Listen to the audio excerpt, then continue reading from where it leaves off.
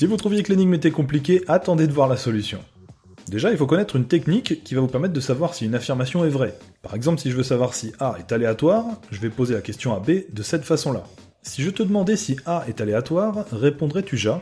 En posant cette question comme ça, peu importe si B est vrai ou faux, peu importe si Ja veut dire oui ou non, s'il répond Ja, ça veut dire que l'affirmation est vraie, c'est-à-dire que A est réellement aléatoire. Vérifier, ça marche, mais ça ne résout pas tout car B pourrait être lui-même aléatoire. On va donc fonctionner en 3 étapes. Première étape, il faut demander à B, si je te demandais est-ce que A est aléatoire, répondrais-tu Ja?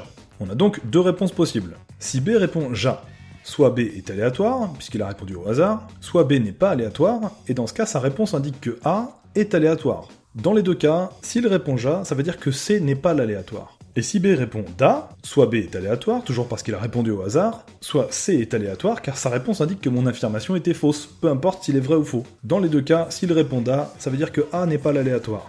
Vous me suivez? Non? Bon, on continue. Maintenant qu'on sait que A ou C n'est pas l'aléatoire, on va justement lui poser la question suivante. Si je te demandais « Es-tu vrai ?» répondrais-tu Ja?